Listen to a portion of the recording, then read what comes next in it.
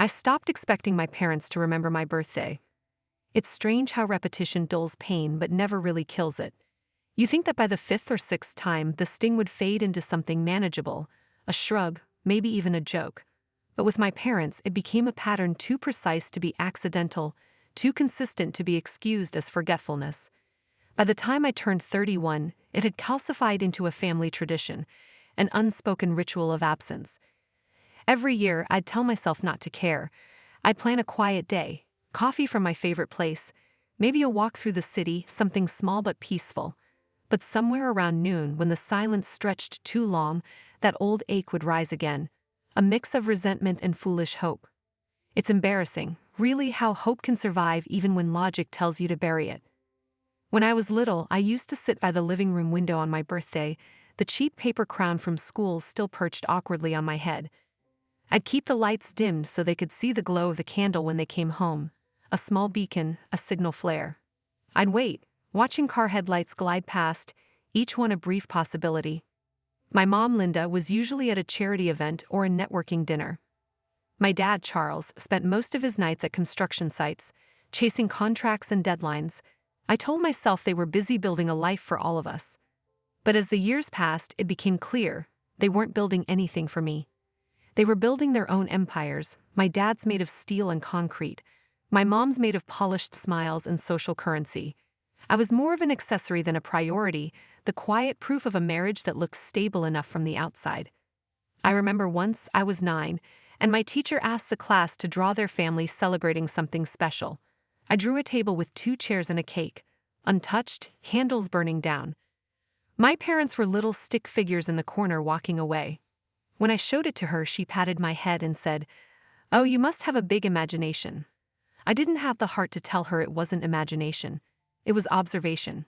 Years later, that same feeling, that quiet invisibility, followed me into adulthood. It colored how I spoke, how I carried myself, even how I chose my work. I think that's why I fell in love with interior design, the act of creating beauty in spaces people overlook. Maybe deep down, I wanted to fix the kind of emptiness I grew up in, the beautiful house that always felt cold, the laughter that never reached the walls. By the time I was in my 30s, I had learned to fend for myself.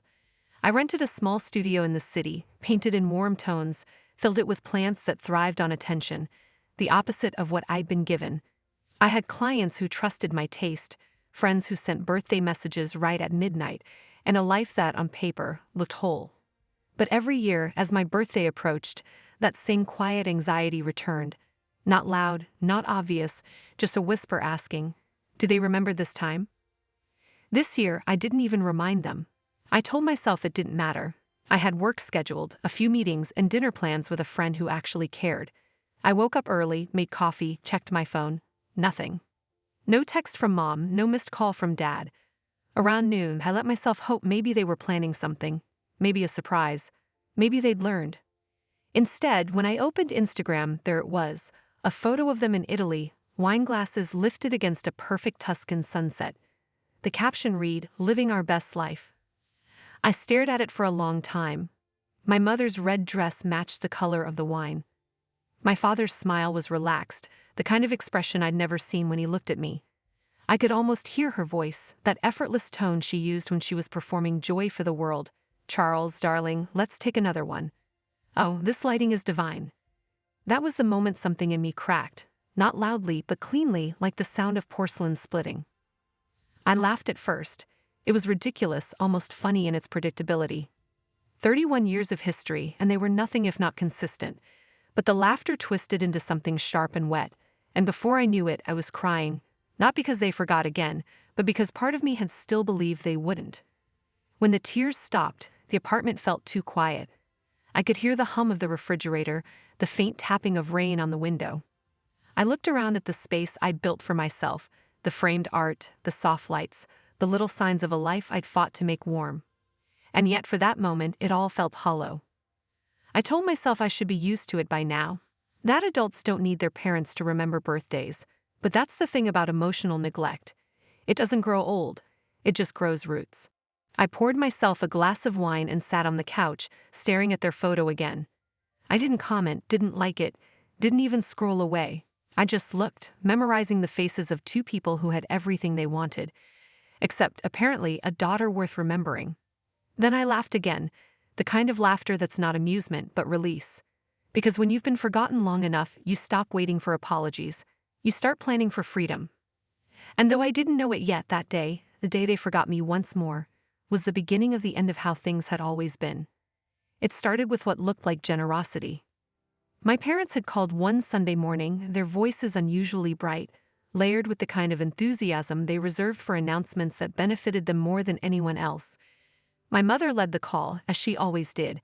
"Sweetheart," she said, in that syrupy tone that meant she was about to repackage something manipulative as thoughtful.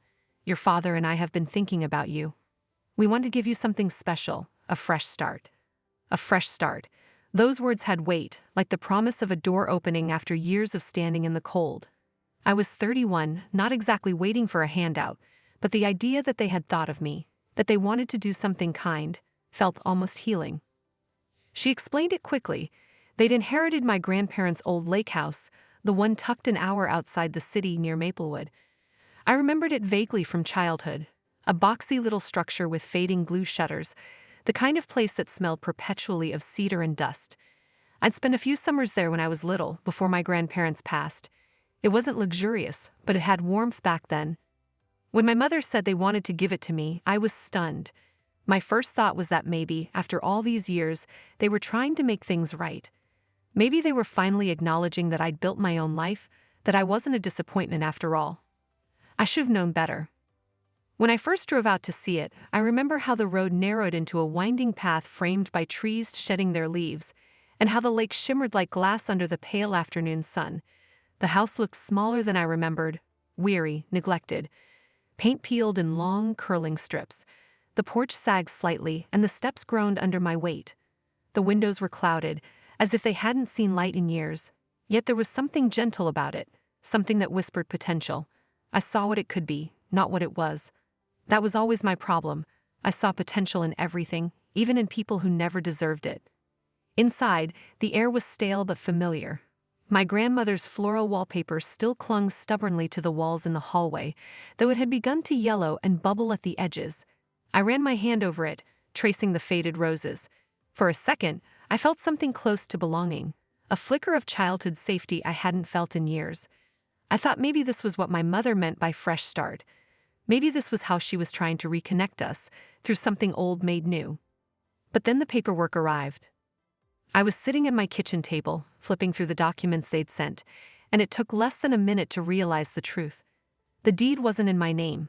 The utilities, the taxes, the insurance, all under theirs. There was a clause in the transfer statement that explicitly called me a temporary caretaker. Caretaker, not owner.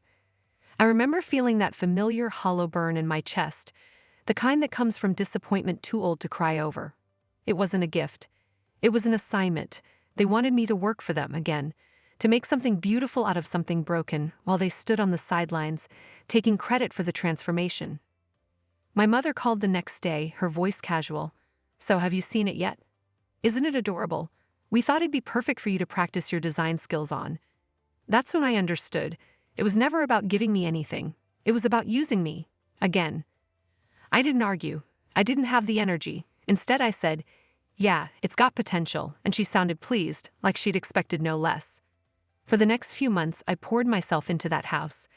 Every free weekend, I drove down with buckets of paint and rolls of sandpaper. I fixed the cracked floorboards, repainted the shutters a soft cream, installed new light fixtures.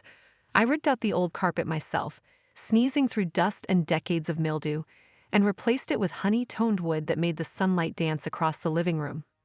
I replaced the front door, repaired the dock, planted hydrangeas near the porch. It was exhausting, but in a way, it felt like therapy. Every nail I drove in, every wall I painted, was a small declaration of worth, a silent message to my parents, to myself. I can create something valuable. I sent my mother pictures every now and then. She responded with short, polite texts. "Looks lovely. You always had such an eye for detail. Your father's proud." But when I asked if we could update the title, put even a fraction of it in my name, she laughed. That light, dismissive laugh I'd known all my life. "Megan, sweetie, you're not ready for that kind of responsibility. You still rent your apartment. I remember standing in the half-renovated kitchen when she said that, the smell of paint still thick in the air.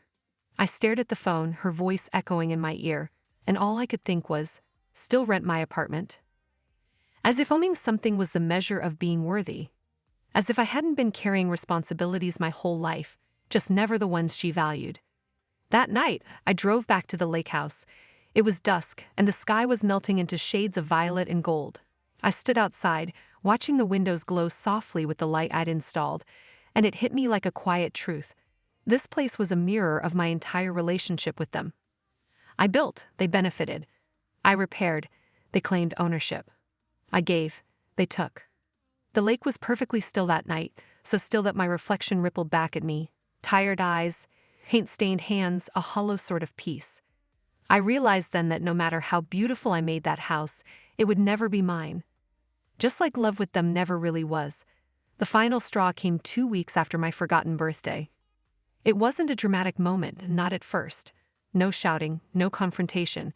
Just a slow, deliberate humiliation served with polite laughter and champagne. My parents were hosting one of their signature family gatherings, the kind where everything sparkled but nothing was real. The dining room was dressed like a magazine spread, white linens, crystal glasses, silverware aligned with surgical precision. My mother thrived in this setting, gliding from guest to guest, her voice pitched in that performative warmth that fooled everyone except me. I hadn't wanted to go, but my Aunt Karen had called to insist. "Your mother says you've been distant," she'd said, her tone halfway between concern and obligation. I knew skipping it would only give them ammunition, another example of me being ungrateful. So I went. The smell of roasted rosemary chicken and expensive perfume clung to the air. Conversations buzzed. Politics, vacations, new cars. The same tedious soundtrack of self-congratulation I'd grown up hearing. I kept mostly to myself, sipping a glass of wine in the corner, invisible as usual. Then, somewhere between dessert and small talk, I heard my father's voice. He was sitting at the far end of the table, surrounded by relatives, his expression proud and rehearsed. "Our little renovation project turned out amazing," he said, gesturing vaguely with his wineglass. I froze. My aunt's voice followed, light and curious. "Oh, were you talking about that lake house? It looks gorgeous in the photos. Is Megan living there now?" For a brief second, I thought maybe, just maybe, they'd say yes, that they'd admit it was mine, that I'd earned it. But my mother's laugh, that high, crystalline laugh I'd known all my life, cut through the room. "Oh no," she said, almost pitying. "Megan couldn't afford the upkeep. We're planning to rent it out for the summer, great passive income." There was laughter, the kind that dripped with polite amusement. My uncle made a joke about city girls and DIY disasters, and my mother smiled sweetly, basking in the attention. I stood there frozen, the room fading into a blur of voices and clinking silverware. The words sank in slowly, like poison spreading through my veins. Couldn't afford the upkeep. We're planning to rent it out. I wanted to speak, to correct them, to remind everyone that I had paid for the renovations, that the amazing project they were bragging about had cost me not just my savings but months of my life. But something inside me went still. It wasn't weakness. It was clarity. Every tile, every nail, every sleepless night sanding floors until my hands blistered, it was all mine. My money, my effort, my vision. And now they were going to profit from it, erasing me from the story as casually as deleting a name from a file. The anger that rose in me wasn't fiery or loud, it was quiet, cold, precise. The kind of anger that doesn't demand justice immediately, it waits for it. It plans, it sharpens itself in silence. I remember the rest of that evening in flashes. My cousin bragging about his new promotion. My mother refilling her wine, her diamond bracelet catching the light like a signal flare. My father giving me that patronizing smile he reserved for moments when I looked too emotional, the silent warning not to make a scene. I didn't. I smiled. I even complimented the dessert. But inside, something fundamental shifted. It was like watching a bridge finally collapse after years of tiny cracks forming. Inevitable, irreversible. When dinner ended, I slipped outside into the garden. The night air was cool, heavy with the scent of lilacs. The laughter from inside drifted faintly through the open windows. I stood there, staring up at the house that had once felt like home. It was beautiful, yes, my mother had made sure of that. But it was hollow. Every flower bed, every polished surface was part of the same illusion, appearance over truth. I thought about the lake house, the chipped paint I had sanded smooth, the walls I'd repainted until they glowed, the porch I'd rebuilt plank by plank. I could still feel the ache in my shoulders, the way my hands had trembled with exhaustion after finishing the last coat of varnish. I had imagined that maybe finally my parents would see me as capable, worthy. But they hadn't. They never would. To them, I was still the child waiting by the window, believing a forgotten birthday was just an accident. Now I knew better. I went back inside long enough to say goodbye. My mother hugged me, her perfume heavy and artificial. "We're so proud of how it turned out," she said, smiling that flawless, empty smile. "You really brought it to life." It took everything in me not to pull away. Her words felt like theft. They praised my work only to claim it as theirs.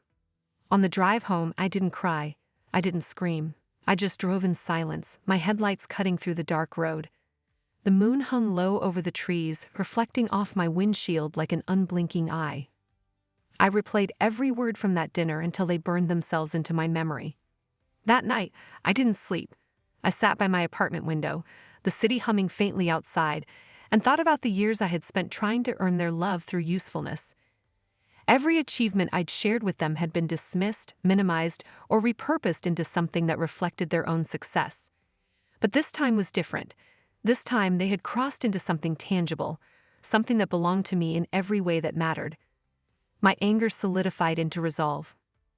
Not the kind of resolve born of emotion, but the kind that comes from understanding exactly who you're dealing with. The kind that doesn't rush. The kind that waits, patient and deliberate, for the right moment to act. It wasn't just about the house anymore. It was about the principle, about reclaiming something they had taken long before property ever entered the picture. My dignity, my worth, my name. And as the first light of dawn crept through the blinds, one thought settled in my mind, cold and certain. They'd never see me coming. The thing about my parents is, they underestimate me. Always have. They think quiet means passive and politeness means permission. They mistake my restraint for lack of force. That's their blind spot, and I've learned to live inside it. The path revealed itself in numbers before it turned into action. It began with a stray line item in my father's firm's tax documentation, a tidy summary that folded my renovation into business expense categories under property management and capital improvements. My invoices, my receipts, my purchase orders for flooring, fixtures, paint, landscaping materials, all of it routed through their accountant so the company could benefit from depreciation schedules and reduced tax obligations. My dad had been proud of the efficiencies. He never imagined that, on paper, efficiencies look a lot like authorization. I took the folder of PDFs, printed them out, and built a chronology. Date-stamped progress photos, credit card statements with itemized charges, signed delivery slips. Before/after documentation. A spreadsheet tallying my cash inputs, labor estimates at a conservative market rate, and vendor contracts. I included the correspondence where my mother referred to me as the project lead, the insurance update that listed me as the primary contact, and the utility changes I had executed when contractors needed power and water reinstated. Individually, each document was ordinary. Together, they were a map. I booked a consultation with a lawyer, Leah Martin, a woman whose office shelves were crowded with treatises and whose smile never reached for reassurance it didn't owe. I liked her immediately.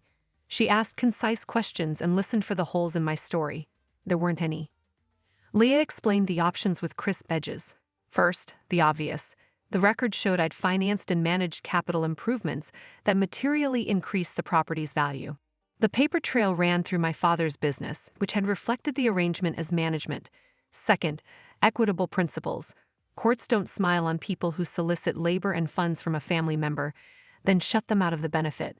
The terms she used, equitable lien, constructive trust, unjust enrichment, were not new to her, but to me they sounded like the vocabulary of oxygen. Third, the practical piece. Given the documentation and the firm's own filings, I had enough to assert partial ownership rights and authority to transact within the scope of management, especially for disposition in the ordinary course of business. "Do you want to litigate or resolve?" she asked. "Neither," I said. "I want to act." Her eyebrows lifted in a way that signaled both approval and caution. We drafted a notice of intent addressed to the corporate entity that had booked the expenses: neutral, factual, professional. It stated the basis for my authority to manage and dispose of the property as part of the improvement plan, cited the internal records, and outlined my contribution, cash and services, down to the last receipt. We gave a reasonable timeline for objection. We sent it certified. Then we waited. Silence can be consent when the clock is running. Nothing came back. No formal objection, no lawyer letter, no voicemail. Just the usual family weather, sunny in public, storm clouds in private. Legally, the silence mattered. I engaged a broker I trusted, a woman named Denise who didn't flinch at family dynamics. We walked the lake house at 7:30 a.m., before the water started to glitter and distract buyers into sentimentality. She saw what I had done without me narrating it: the refinished floors, the new trim that made the rooms feel intentional, the color temperatures in the fixtures that warmed the shadows at dusk. We discussed pricing strategy that respected comps but pushed the ceiling created by the renovation quality. No staging firm necessary. I had already staged it from the bones out. Listing day was a study in restraint. Clean copy, crisp photography, zero fluff. Thoughtfully restored lakeside retreat with comprehensive system updates and timeless finishes. In the disclosures, I listed improvements with dates and vendors. Transparency is a kind of armor. Buyers feel it. Showings began within 48 hours. The couple who mattered arrived on a cloudy afternoon, the right weather for deciding instead of dreaming. Evan worked in medical devices. Lila taught middle school literature. They walked slowly, hands brushing against door frames and railings as if reading with their palms. They didn't rush. In the kitchen, Lila touched the edge of the butcher block counter I had oiled until it glowed. "It feels cared for," she said. "Not fancy, not flashy, cared for." That word landed like closure without the ceremony. Their agent called that evening with an offer at full ask and clean terms. I countered for a slightly accelerated escrow and no allowances. They accepted. We opened escrow the next morning. Earnest money landed within hours. On the back end, precision replaces adrenaline. Title search clean. Lender appraiser walked through, nodded at the work, confirmed value. Insurance binder issued. Escrow officer requested the standard packet. I provided Leah's memorandum asserting management authority based on the company's filings, copies of improvement records, and the certified mailing log for our notice of intent. The officer didn't blink. She'd seen stranger structures hold. What matters is documentation that stands when someone pushes it. During inspections, there were no surprises. I had already replaced what breaks first. The dock's substructure was sound, the roof new enough to survive a decade of ordinary weather, the crawl space dry and honest. We moved through contingencies like a metronome. On day 6, the escrow officer called to confirm wiring instructions for proceeds. I read back the numbers, then read back the numbers again. Mistakes happen to people who hurry. I did not. The wire landed the next morning, $260,000. Even on a screen, numbers can feel like a sound: low, resonant, final. Poetic isn't the wrong word. It just isn't complete. It wasn't about the money. It was about reordering a story that had kept me in the margins. Money is proof in systems that don't recognize sentiment, control translated into arithmetic. My mother found out before my father did. I know this because the first ring hadn't finished when she began to scream. The voice that had served hors d'oeuvres and charitable intentions now threw words like plates. "You sold our house? Do you realize what you've done?" The question wasn't a question, it was a charge. I stood at my kitchen counter, phone on speaker, hands steady. "No, Mom, I sold my work. You owned the paperwork. I owned the effort." I kept my tone level, almost gentle. Rage wants a mirror. I refused to give her one. She hung up without the tiny courtesies that used to be her religion. 10 minutes later, my phone rattled with messages from my father, each more performative than the last. Family loyalty, disrespect after all we've done. The old script, the old choreography, lines meant to fold me back into their narrative. I set the phone face down. The apartment hummed the way a space does when you've stripped it of noise. I made tea. I watered the plants. I filed the closing packet in a clean folder and slid it onto the shelf where things that are finished go. I did not reply.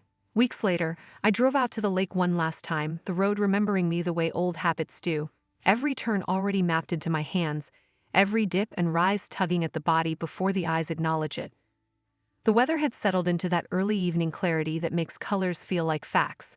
The lake a deep sheet of slate, the pines inked against it, the house holding its breath on the bank. I parked and sat for a moment with the engine off, the sudden quiet settling over me like a heavy shawl. Even birdsong sounded deliberate. I had come to say goodbye to a place that had never really been mine and yet carried my fingerprints in every corner. Inside, the air was clean but unpeopled, that soft echo particular to rooms stripped of their noise. Furniture gone, rugs rolled, the last box already taken. Floors I'd sanded and sealed reflected a muted version of the window light, and the faint citrus of wood oil still lingered along the baseboards where the cloth had caught. I walked slow, not to stretch time but to let each room testify. The living room held its quiet like a practice pose. The kitchen, with its butcher block counter, radiated the discipline of work well finished. Hallway, bathroom, the small bedroom with the window that insists on mourning, each a closed sentence with a period placed exactly where it belongs. On the mantel, the only thing left waited exactly where I'd decided it should. A 4x6 in a cheap frame, the single photo I'd chosen to keep here as a relic and a release. My 10th birthday, I stood in front of a cake that leaned slightly, frosting waves trying to look intentional. My mother's smile was camera-ready, her hand on my shoulder as if we were rehearsing family for an audience. My father's jaw had that not quite at ease set, the expression he wore when he hadn't yet decided if presence counted as effort.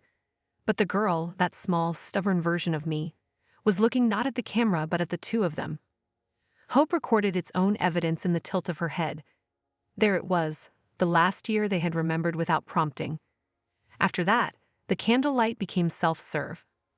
I held the frame and felt the weight of what it meant and what it didn't. Memory is not possession, it's a ledger. It documents, it doesn't negotiate. I had brought the photo here not to haunt the house but to punctuate the story. This is what was asked of a child. This is what she carried forward. This is where she sets it down. I wiped a thumbprint from the glass and placed it back on the mantel, angled just enough that whoever passed might catch it without being commanded by it. Not a shrine, not a warning, an honest footnote. Outside, the dock waited with its measured creak. I stepped onto it, boards answering underfoot with the small sounds of wood and water in agreed conversation. A light breeze stippled the surface. The lake, like a good witness, gave only what it had seen. Across the cove, a canoe knocked softly against a mooring post, a sound like someone clearing their throat in the next room. I breathed in pine and damp rope and that metallic hint of water that suggests both dissolution and cleansing. The ache that had visited me for years moved through its familiar stations, tight throat, stubborn chest, that precise pinch behind the eyes, and did not take root. Instead it passed, like weather that no longer claims squatters' rights. By late afternoon the moving truck had come and gone. Engines fade into distance more quickly in places that have learned to keep their own counsel. And soon there was nothing left of the struggle that made this place mine except the structure itself and my knowledge of it. I stood in the yard near the hydrangeas I'd planted, a row of green patience awaiting its first extravagant admission of blue, and listened to the stillness between cicada phrases. The old me might have called this emptiness. The present me recognized it as room. I heard them before I saw them, the new family, and my body did its small bracing ritual anyway, that barely perceptible tighten and release left over from years of anticipating someone else's demand. A car door shut with practiced efficiency. Voices, 2 adults, 1 child, approached along the gravel with the rhythm of people arriving at a place they want to love correctly. Evan's laugh, Lila's lower tone, the high, scattershot joy of a girl whose age I guessed around 8. The doors opened, the yard took them in. She ran first, the little girl, the way children run toward light, immediate, uncalculated. Across the grass, around the hydrangea row, arms skimming air as if collecting it. She circled the oak like it was a planet with gravity you could feel in your knees. The sound that came out of her wasn't the shriek that performs delight. It was laughter without audience, the body's monologue. It pierced and soothed at the same time. Layla watched, one hand lifted to shade her eyes, and I knew by the set of her shoulders that she was measuring every surface not for status but for safeness, for how the place would hold a life rather than frame it. It stung. Honesty requires that admission. The kind of sting you feel when a bandage comes off and the skin registers both the tenderness and the airflow. But alongside it, braided so tightly I couldn't separate them, came release. The house did not need me anymore. Better, it never needed me to be hurt to be beautiful. Seeing the child inhabit the yard with instantaneous ownership, I understood the completion I had come for. Some things you save by stepping away in time. I walked through the living room one last time and ensured the window latches sat correctly, that the light I'd installed over the sink turned on without flicker, that the door closed on the first try. Care is in the details, even at the end. On my way out, I paused at the mantel. The photo looked smaller than it had a few minutes before. Or maybe I had expanded. I pressed 2 fingers to the frame, not a kiss, not a vow, just acknowledgement, and left it there for the new owners to discover, if they ever wanted to know that houses inherit more than furniture. Dusk arrived with its disciplined grace, edges softened to truth. I sat in my car and did not start the engine. In the side mirror, the porch light blinked on. Inside, shadows negotiated with warmth. I imagined, only for a second, the path that photo might take, a glance, a question, a polite choice to keep or to store away. It didn't matter. What mattered had happened already, the transaction, yes, but also the reallocation of story. I would not be the invisible worker in a narrative that used my hands and polished me out. I had inscribed my name not on the deed but on the outcome. Back in the city, evening collected in the windows. I made tea without checking my phone, a small defiance I could finally afford. When the device did vibrate, I let it finish. I recognized the number immediately. Years train you to read absence as a typeface. My father's message was spare, almost elegant in its way. You've made your point. I looked at it until the words separated from their intended power. No apology, no reflection, just admission, 1 line long, that the point existed and that I had delivered it. I smiled, not because victory needed a grin, but because clarity sometimes does. Points are not knives, they're coordinates. They tell you where you are. I typed nothing. Silence can be a boundary without being a wall. I set the phone face down and stood at my window, the city breathing its complicated mercy. Somewhere below, a bus sighed at a stop. Somewhere above, a plane braided itself into altitude. In the glass, my reflection did not look triumphant or broken. It looked accurate, paint-scarred cuticles grown out, shoulders level, gaze steady. For years I had waited for them to remember my birthday, for the old ritual to reverse itself and finally name me as worthy. This year I located the switch that was always mine and turned it. The gift did not arrive wrapped. It arrived wired. Not a promise, but a transfer. Not a celebration given, but a boundary kept. The word for it is plain and enormous and sufficient. Freedom.